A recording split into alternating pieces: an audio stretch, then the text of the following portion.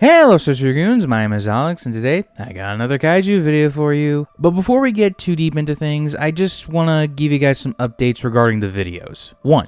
It's been brought to my attention that a user on DeviantArt has a series called the Kaiju Files.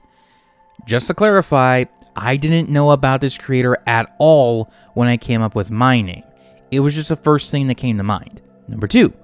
Because I don't want to seem like I'm stealing their idea, I'm renaming these videos.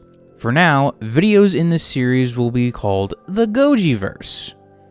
Get it? Because Goji, Godzilla, Goji is what he's called in Japan. Yeah, never mind. I was given the idea to incorporate monsters outside of the Godzilla/Toho universe, like Godzilla's box office rival, but I can save my thoughts for another video why I did not go through with that. 3. This doesn't mean I'm completely dropping the term Kaiju Files. No. It's not going to be the name of the series, but it will be said when a character is giving information about another kaiju, their story, etc., etc. Okay, that just about does it for the video updates, but I got one more thing before we get into the meat and potatoes. On screen right now are the participants in a little guessing game on my community tab.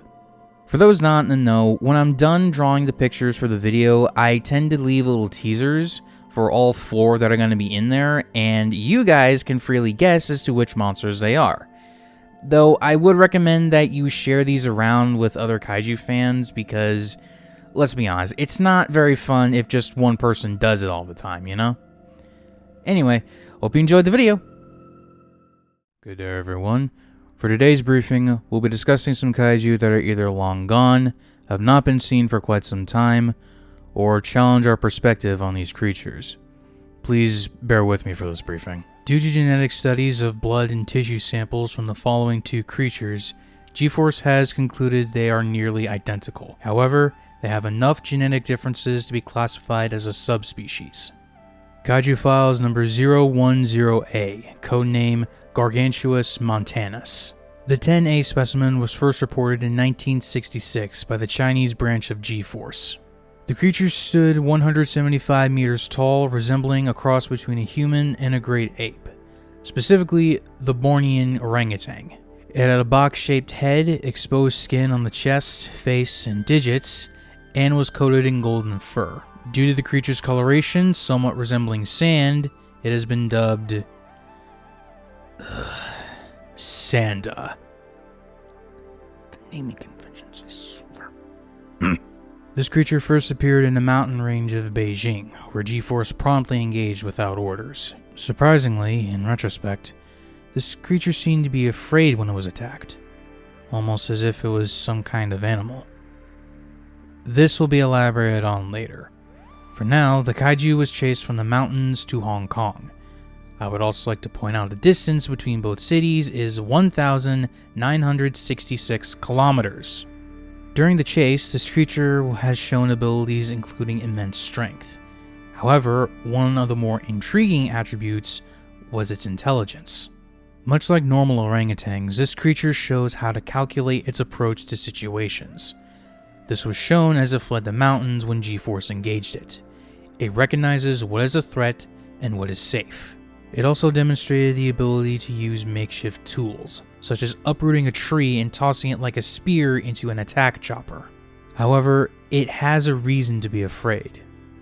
The weakness of this kaiju is that it has next to no durability, making it one of the few kaiju that can be harmed by conventional weapons.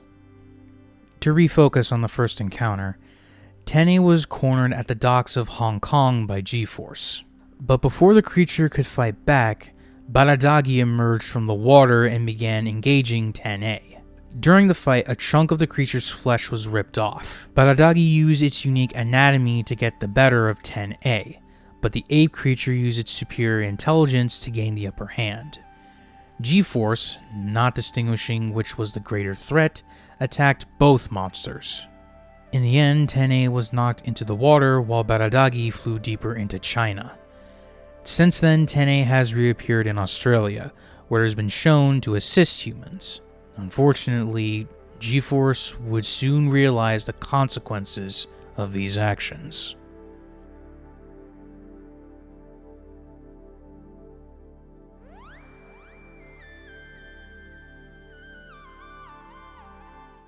Kaiju Files number 010B, codename Gargantuous Submarinus. Not even half a year later, on a very cloudy day, a similar humanoid creature to 10A appeared in Hong Kong. This time, it was from the water. This creature, like the previous one, resembled a human orangutan hybrid, but with a few key differences. Firstly, there was a more noticeable underbite with protruding fangs. Secondly, its fur was a deep green and dragged like seaweed.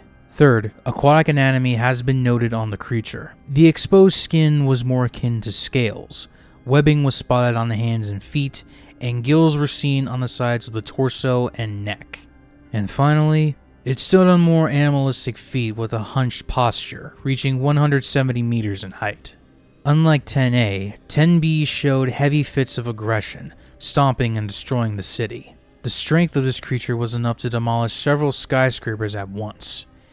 Its rampage led it to Hong Kong International Airport, where it reportedly consumed people. Whole and still alive. Ugh. It wasn't until the local G-Force arrived and engaged with maser weapons that it was driven away. Strangely, however, when the clouds parted, the kaiju writhed in agony from the sunlight. Immediately after, the creature rushed back into the sea. To say this encounter was bizarre would be an understatement. Unfortunately, sailors were subject to the creature's rage. This prompted G-Force to mobilize a sea unit. For weeks, the city and its coastline were subject to the beast. But things came to a head one fateful night. 10A appeared out of nowhere to stop 10B. Both creatures fought on land with even strength and weaknesses until the sun rose. As the dawn broke on a new day, the twins, as G-Force has referred to them, forced their fight into the sea. G-Force called off the assault, knowing 10B's patterns. The abilities of 10B are mostly the same as the 10A specimen, including incredible strength and intelligence. This was shown as it learned to attack at night and improvise mid-combat. However, it seems that it's not as intelligent as 10A. One unique ability is its amphibious nature. This allows it to remain in water for extended periods of time. Fortunately, much like 10A, the durability of this creature is next to non-existent. Now, the similarities between both specimens raised a lot of suspicions. After a few tests, we've discovered the horrifying truth. Both of their DNA were nearly identical. Bear in mind that the following information is pure speculation, so take this with a grain of salt. Unbeknownst to G-Force and the world at large, the chunk from 10A lost in Hong Kong fell into the sea. From there, we speculate that it must have grown and fed off plankton. This caused the creature to adapt to aquatic environments. This theory has led G-Force to conclude that with enough nutrients, even a single piece of flesh could create another creature.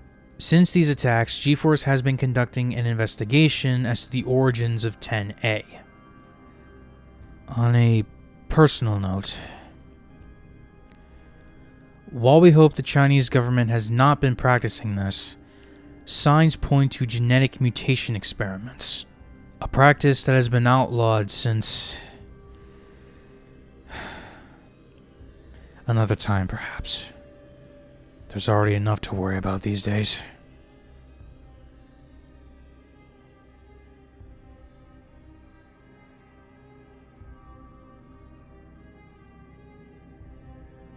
Kaiju Files number 011, codename Gorath. Very little is known about this particular creature, as it was only encountered a single time. As of now, this is all the information G-Force possesses. In 1962, just a few short months after Baradagi's first appearance, G-Force mounted an Arctic expedition. The team's purpose was to investigate the last recordings of a research vessel in the area. Once it was found, it was in shambles. Initially, the damage was believed to be done by Baradagi. However, the shipwreck told another story. As the ship was stuck in the ice, only 2 marks were visible on the hull. Most of the team argued about leaving the area and calling it a day. The only survivor, who has since resigned on their own terms, recalls that the investigation continued. After a few hours, they made their way to a United Nations research base. However, they saw it was abandoned and barely operational. Upon searching for answers, all they found were notes and documents. Among frozen personnel. The notes and documents, the survivor says, cataloged a strange encounter in the area. The team at the base found tracks in the snow, leading to a hole that was nearly to the brim with Arctic water. They continued to pursue their investigation, but one personal document, which seemed to be the last recorded, gave a general idea of what happened. This document seemed to be written in a panic, revealing that whatever was out there knew where the base was, and was hunting them. It was here that the team discovered what really attacked the ship and what the base's crew were talking about. The survivor describes a walrus-shaped creature with elongated flippers spread like hands, claws on all limbs, sharp teeth paired with tusks, a stubby tail, and green eyes that appear to be blind. It measured around 150 meters long, weighed around 250,000 tons, and its skin seemed to have visible cracks. Upon encountering the beast, the team scrambled to reach their evac point. Unfortunately, you can all infer how this story ends. Only one member escaped. The others were either crushed or eaten. Ugh. Whether by fate or by chance, Alpha arrived on the scene, where it promptly defeated Gorath by ripping its head off and began devouring it. Ugh. I may need to see my therapist after this. After returning, the survivor gave their final report before leaving G-Force. Now, due to this being the only encounter, this is all the information we have about Gorath. No information about unique abilities, no durability feats, and no official weaknesses. There is one speculative ability, but nothing concrete. It is believed that the kaiju seem to weaponize a phenomenon called gigantothermy. By using its body heat, Gorath was able to melt the ice beneath it. However, after its death, the kaiju was given the name Maguma due to its skin pattern and its possible ability. To be fair, compared to some others, it at least has a decent ring to it. But I digress.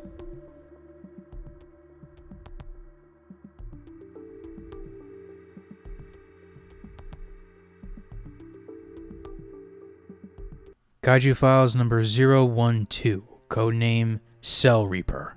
1 year after the attack of Monster Zero, the world as a whole was left in a panic. Monsters were not only real, but some were not even from this planet. The original idea of human preservation was ultimately abandoned after this realization. If we could not defend ourselves against our own creatures, what made us think we could against otherworldly creatures? However, there was one encounter that changed all of this. Reports from JAXA claimed a massive object was orbiting above the planet, even destroying a satellite that was passing by. After the report, strange phenomena occurred in Japan, including people suddenly levitating off the ground, a strange glob resembling protozoa stealing diamonds, and a coal plant having several tons of coal sucked into the sky. G-Force managed to see a slight pattern and calculated that the next attack would be in Kyushu. G-Force was dispatched to assist with evacuation and to stop this creature. Our conclusion, which seemed more like a hunch, turned out to be correct.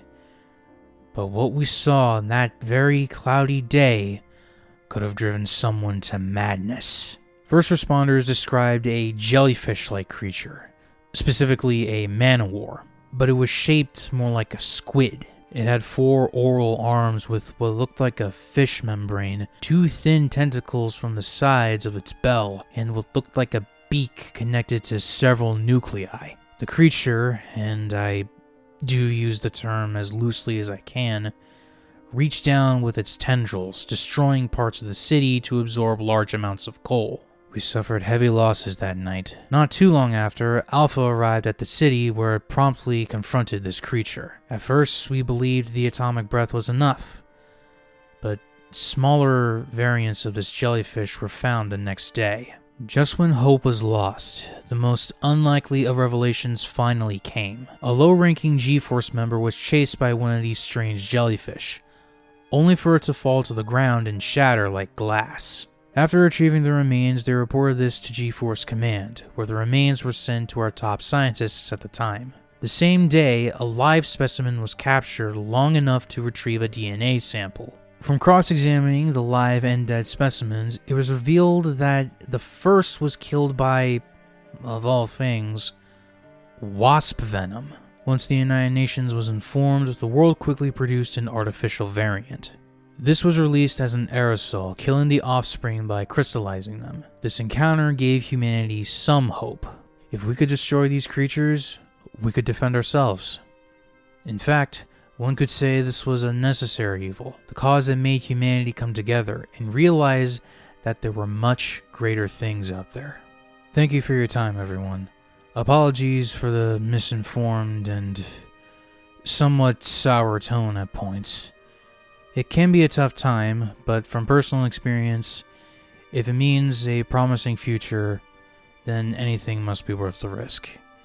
If you have any questions, please submit them now. Otherwise, you are dismissed.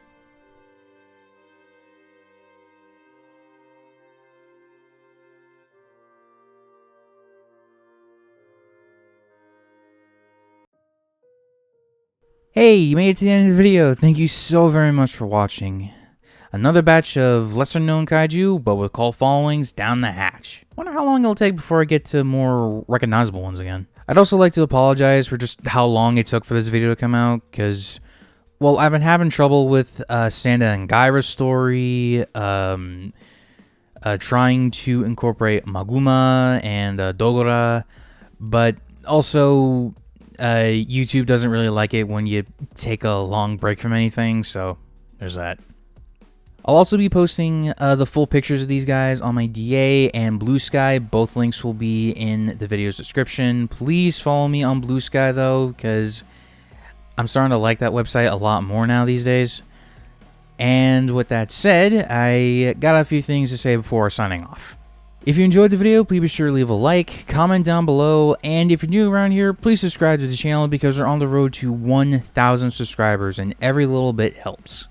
Not sure when the next Goji-Verse video is going to come out because I really want to do that special program video along with a Skull Island special, but I trust that you guys will be waiting very patiently for it. At least all my fellow Kaiju fans. But with that said, until next time, Such Goons, remember, reach for the stars.